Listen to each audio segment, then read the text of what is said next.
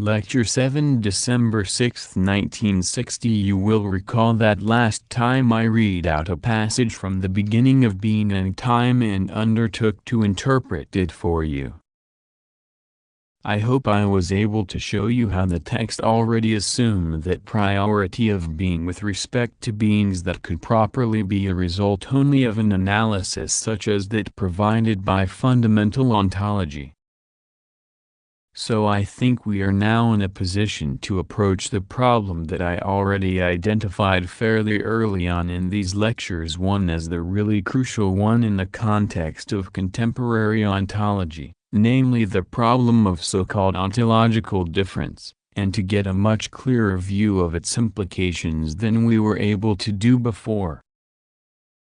If Heidegger does commit the petitio principia which I pointed out, in short, if this philosophical approach already anticipates what it claims it will accomplish, that is not merely the consequence of some intellectual blunder or inattentiveness on the author's part.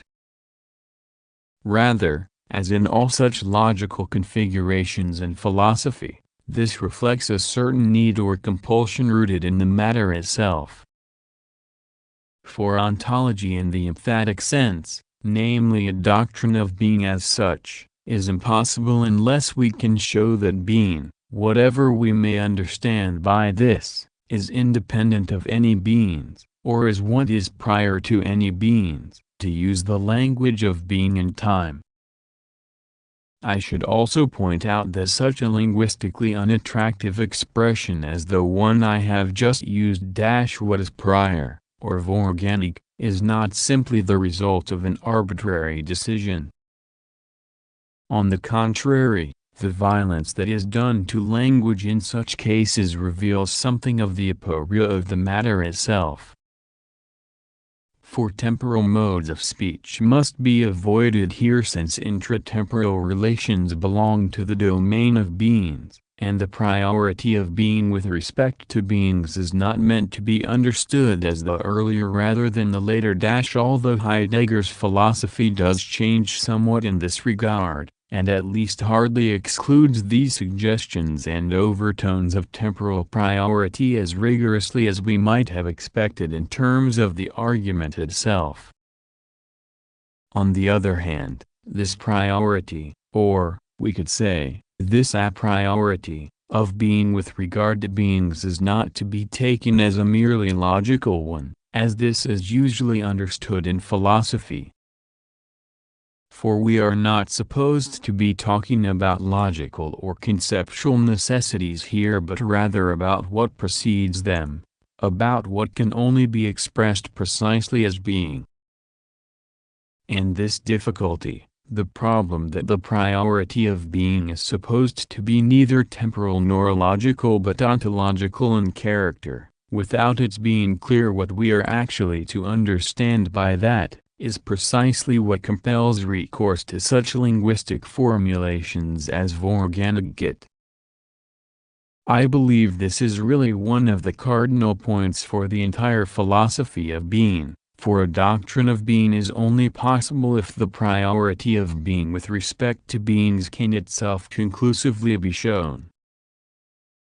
Now when I said that the problem of being and time is already shaped and anticipated by the approach of being and time itself, this was perhaps not entirely fair, or at least not entirely correct, for this anticipation is based not actually on the arguments that are developed in the work as such but in the desideratum of ontology itself.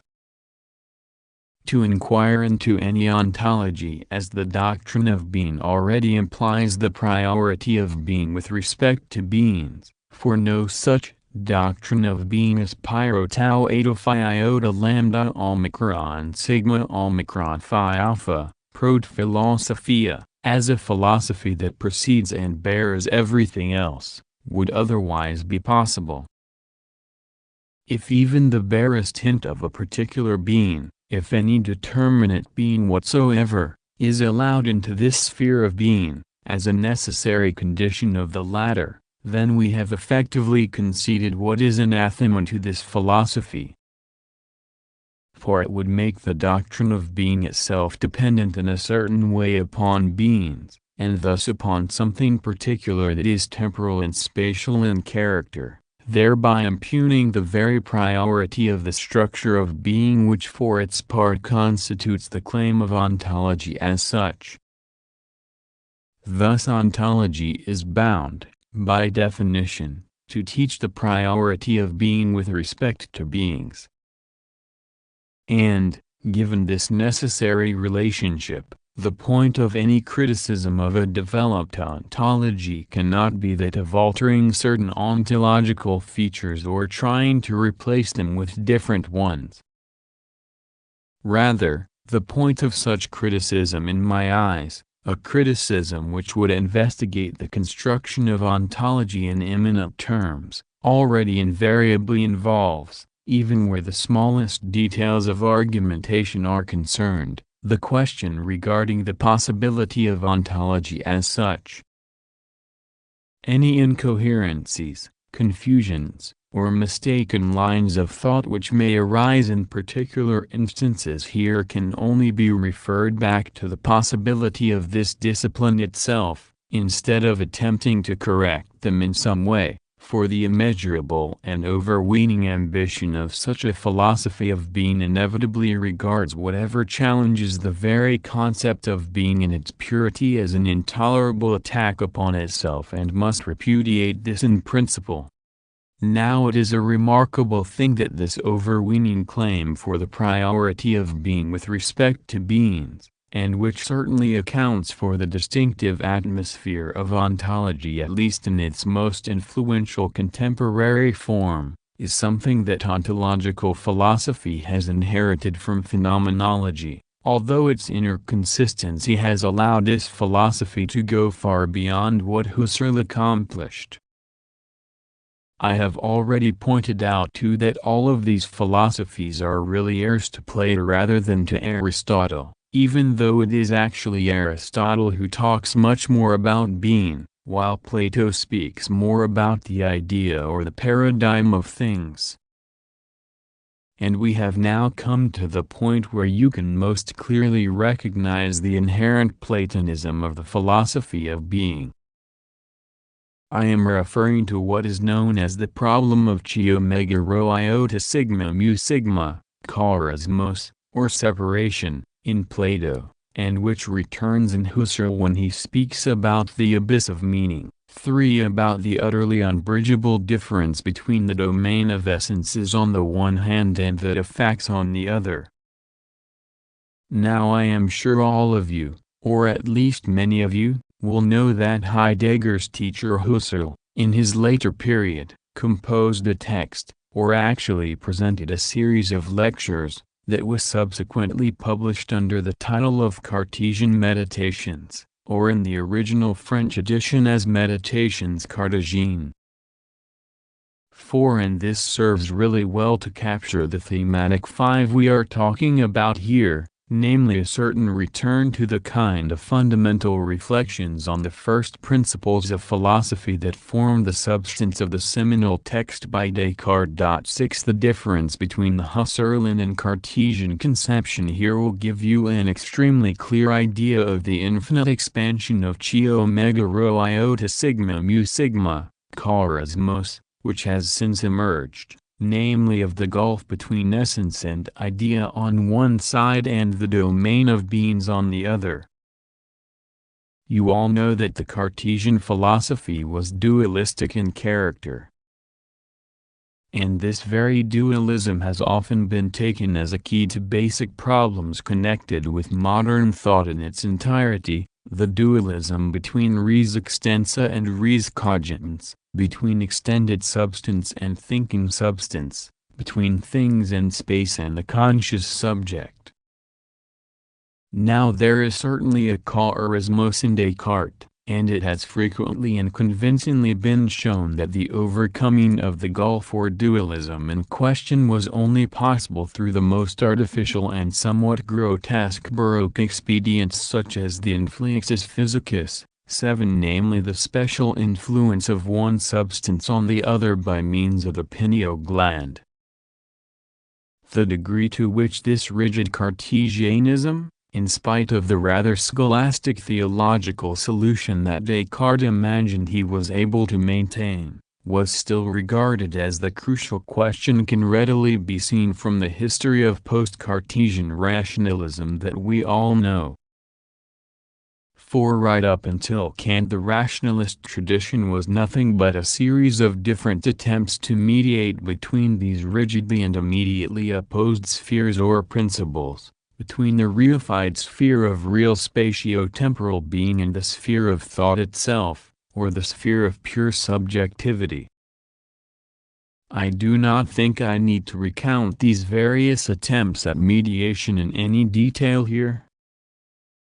The most well-known of these are the pantheistic solution of Spinoza, which simply proclaims the unity of the one and only substance, and the occasionalism of Dialectics or Malebranche, which requires recourse to divine intervention to ground the ongoing relationship between the two substances in every particular case. Or finally we have the approach which Leibniz defended in the Monadology, namely the doctrine of the infinitely many substances and the pre-established harmony as the a priori coordination of these same substances.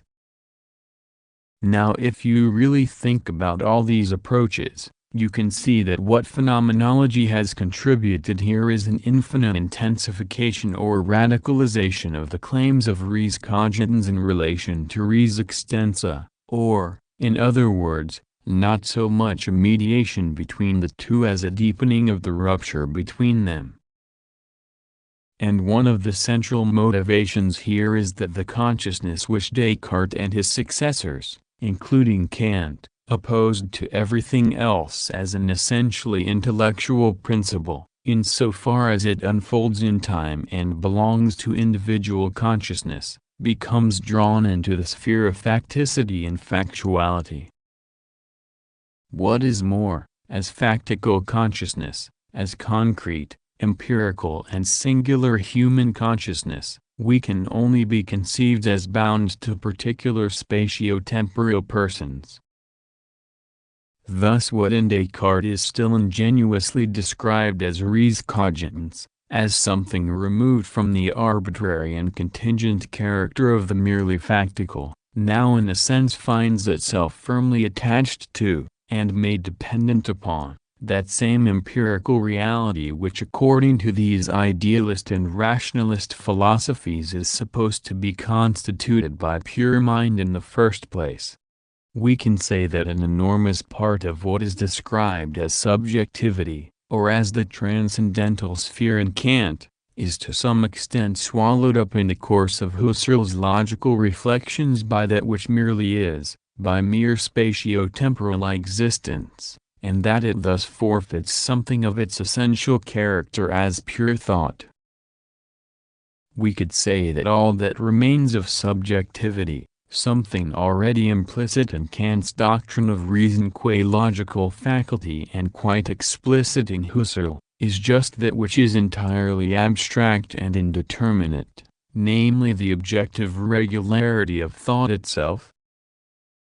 While all the other determinations that also belong to this subjective dimension in Kant, such as a unified personal consciousness in space and time, are then turned, consistently enough, into a piece of the empirical reality which is supposed to be grounded in that subjectivity in the first place for Kant.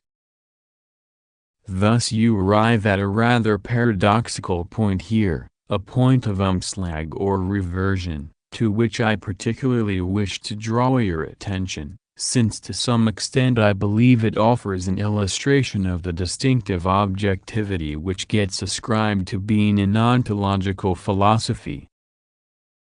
For if everything that is individuated in time and space is written off by the concept of constitutive or transcendental subjectivity, then whatever remains on the side of res cogitans, namely pure possibility and the logical regularity to which this possibility is subject, is no longer really anything subjective at all, but nothing more than a kind of objectivity.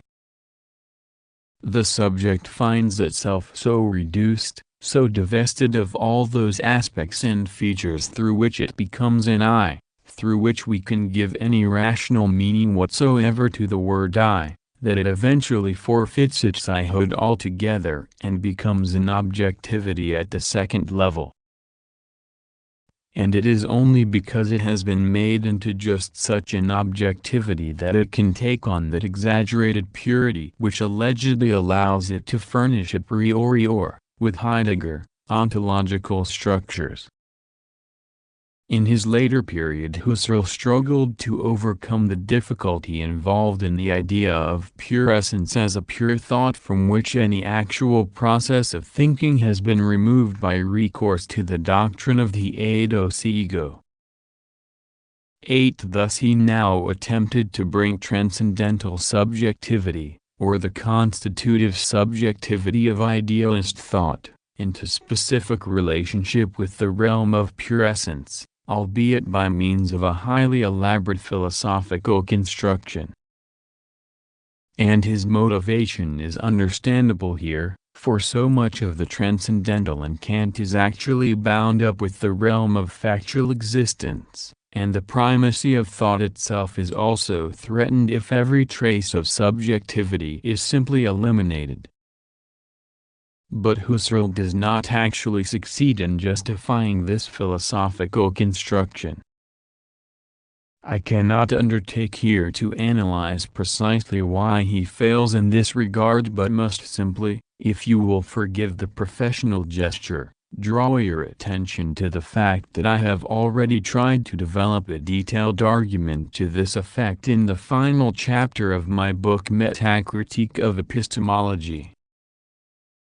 9. In any case, Heidegger's philosophy tacitly presupposes the radicalization of the chi omega rho iota sigma mu sigma, charismos, that I mentioned before, along with that reversion of a transcendentally grounded subjectivity into something quite objective which transpires once the subjectivity in question is deprived of the last trace of the object, namely of the object and the subject. 10. And what Heidegger calls being, and what we can indeed actually grasp only in this extremely tentative and, as I would say, dynamic way, namely through the force field of philosophical concepts rather than by immediate recourse to some drastic claim, this is ultimately nothing but a pure state of affairs which is presented independently of all actual existence, including the actual existence of thinking and personality, and as utterly prior to all this. But in contrast to the good old subjectivity we know, this state of affairs can no longer be defined or determined at all, for any determination we might try and ascribe to it would simply be redirected in one way or another to the realm of beings. And this philosophy is indeed extraordinarily touchy and sensitive in this regard, and rightly so, I have to say. For it clearly realizes that the barriers are down once I bring any particular being, however slight, into consideration, once I attempt, in other words, to determine being itself by reference to anything that would be reducible to beings. For then we cannot just stay with this one particular spatio-temporal being but would basically have to take up, as the great philosophers from Plato to Hegel have indeed taken up, the entire realm of beings, in all its objective riches and abundance, into the content of philosophy itself. And that is what this whole philosophy from Husserl to Heidegger most fears in all the world. Let me repeat the point: this kind of transsubjectivity, which is all that remains of the subject once it is reduced to pure essence, furnishes the model for Heidegger's concept of being. The abandonment of the empirical dimension in phenomenology, which actually goes so far as to ascribe all substantive content whatsoever, and not just psychological phenomena, to this dimension, is what leads to a kind of allergy towards beings in general where fundamental ontology is concerned. And if you really wish to understand what motivates fundamental ontology, and if you also wish to reflect personally on what it is that many of you surely find so tempting about fundamental ontology, or at least once found so tempting about it before you were prompted to pursue these somewhat unwelcome reflections along with me here, then I believe we must look to this distinctive allergy, as I have called it. For it is a philosophy, if you will permit me this psychological image, which rather reminds us of those people, and they are not that uncommon, who feel a constant compulsion to wash their hands. It is a philosophy which is terrified at the thought of getting its hands dirty, which would dearly like to exclude from itself all that is ephemeral, all that might be otherwise, all that reminds us of what is somehow base or lowly, of the merely material character of the senses. Now you will constantly hear that this philosophy is essentially quite different from all idealism and I am myself the last person to minimize the differences in relation to idealism here, and indeed I think I amply recognize this aspect when I pointed out how transcendental subjectivity reverted to a kind of objectivity of the second level. But in this marked sensitivity or allergy towards beings, which regards them as some sort of contamination, here at least we discover a complete unanimity between fundamental ontology and idealism in its Fittian or Skelenan form. On the other hand, if I may just mention this by way of anticipation, since it properly belongs to our subsequent reflections when we turn to the question of dialectics, it is one of the decisive distinctions between Hegel and the other idealists that he does not actually share this allergy. If I may return to the psychological analogy, it is as if Hegel already knew what Karl Kraus would say when he was accused of getting his hands dirty all the time by hanging around with blackmailers and low-minded journalists. Kraus replied that, if we get our hands dirty, we can always wash them again. 11 It is better to become involved in things than to hover above some lower reality at the cost of refusing to engage with it or to expose ourselves to it.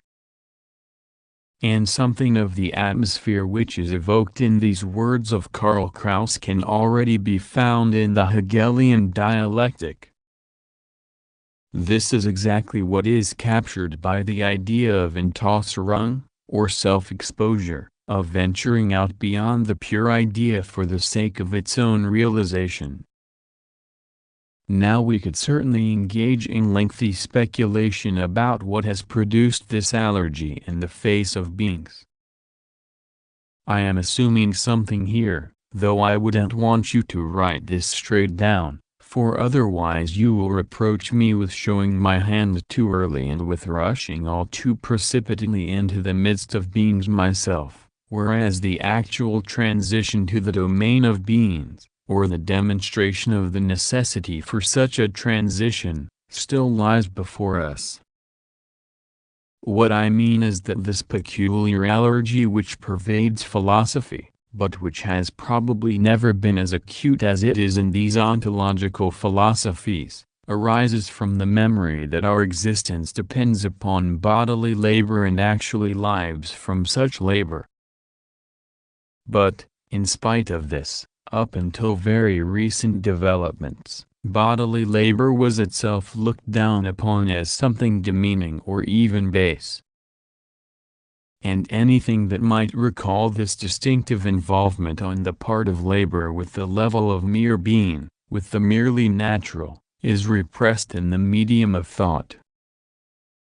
And the priority of what we call mind or spirit over the material world on which it lives and depends is once again consolidated and transfigured through this allergy, which now effectively decrees the absolute purity of all that is mental or spiritual as the domain of true being in contrast with the mere domain of beings.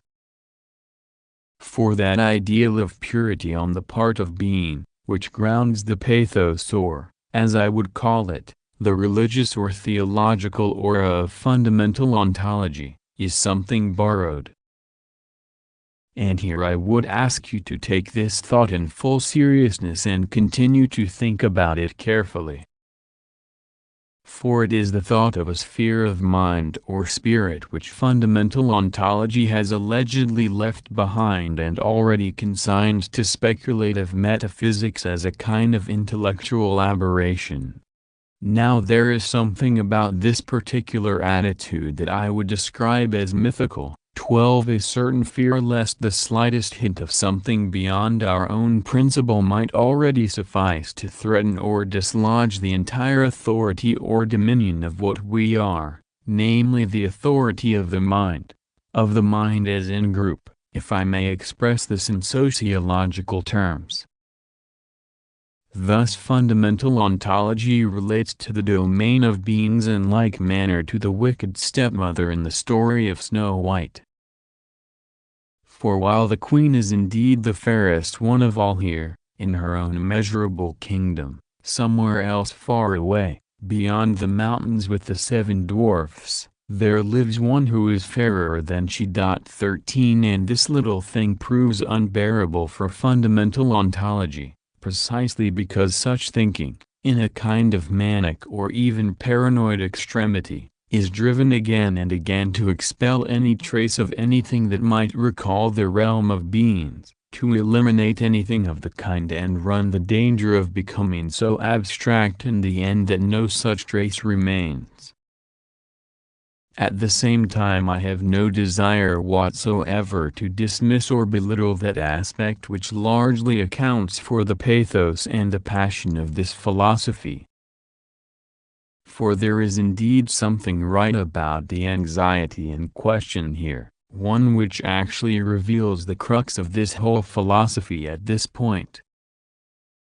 For as soon as we pass on to beings in however inconspicuous a manner, and this is the tremendous significance of that radicalized chi omega rho iota sigma mu sigma, charismos, that is accomplished by Husserl and Heidegger, and as soon as we relate the determinations of being to any aspect or feature of beings, we are at a loss to answer the question as to why we should stop with this being in particular, and why we should not take up beings into philosophy in all their fullness and abundance as well.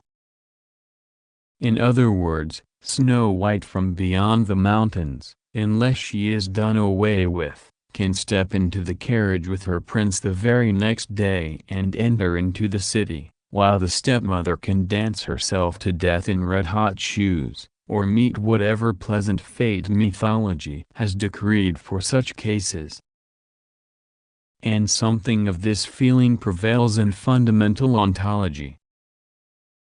In other words, if I may put this in a very extreme form, at the very moment when philosophy acknowledges beings as beings, in place of the abstract category of beings in general, we have already renounced the form in which all traditional philosophy appears. There is no longer any such thing as prima philosophia. In terms of the history of philosophy, this excessive chi omega rho iota sigma mu sigma, charismos, and essential purity, which has ultimately led to the concept of being, is the response to positivism and nominalism.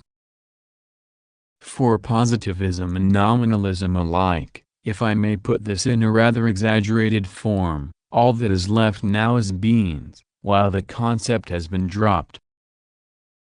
Of course I am well aware that this is an exaggeration, although the old nominalist definition of the word as flatus vocis, as a mere flutter of the voice, gave the game away in this regard right at the beginning of this philosophical development.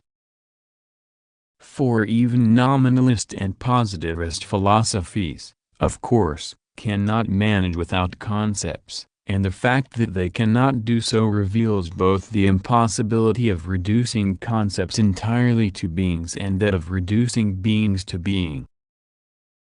But we can still say that concepts thereby forfeit the independence they once enjoyed, that they eventually become nothing but counters which no longer possess any content in their own right.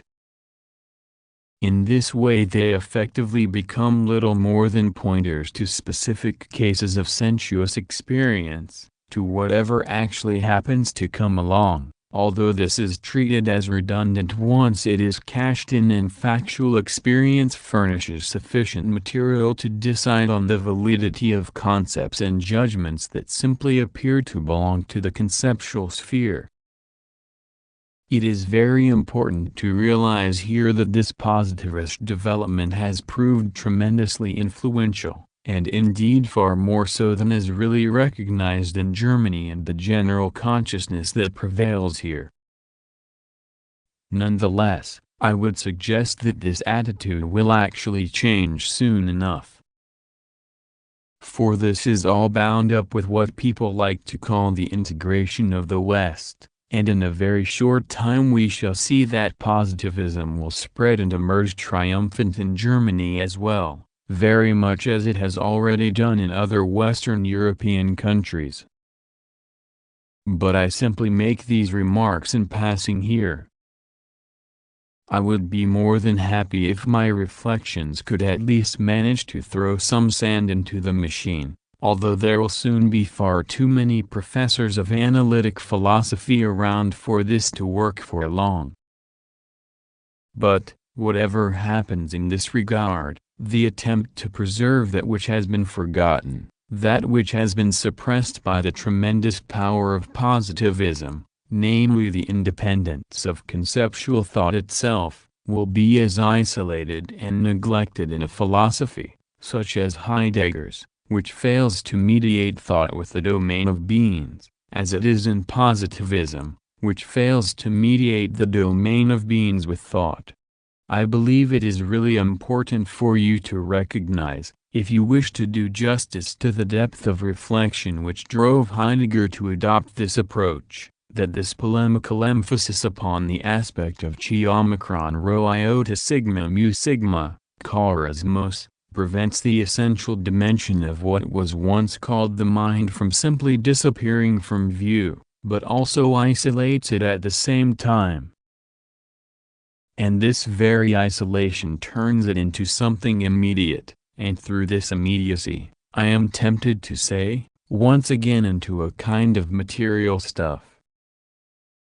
Now the concept of being in this new ontology does have a rather peculiar and almost material character, or I would even say a kind of hylozoic character. 14 For being is indeed what is not subject, what would not be subject at any cost, yet acts in all kinds of ways and has all kinds of things ascribed to it.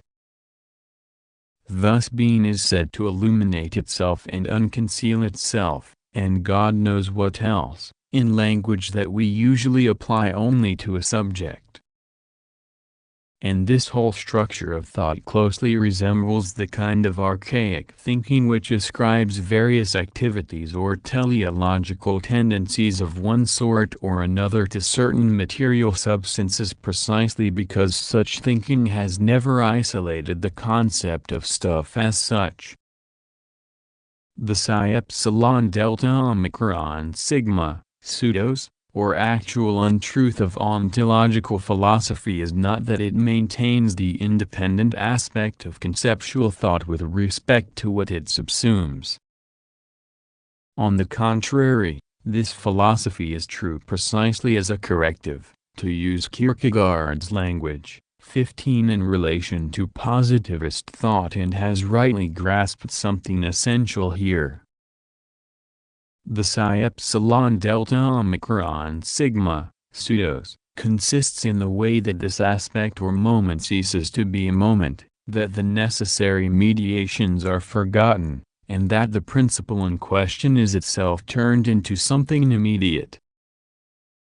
We could therefore say, once again in a rather paradoxical fashion, that, while Heidegger constantly challenges reification by warding off any contamination of beings with being, or rather of being with beings, The thinking itself is a reified and fetishized consciousness insofar as it establishes the intrinsically mediated concept, which points ineluctably towards the non-conceptual, as an absolute, and struggles laboriously to repudiate and forget these aspects of mediation. 16 At the same time, and here I would like to close and carry on with this next time, so that you will be able to appreciate the whole of the complex landscape involved, this pure being is not supposed to be an issue of essence, a question of assenta, for that would only presuppose the very divorce of essence and fact which is contested as anathema here.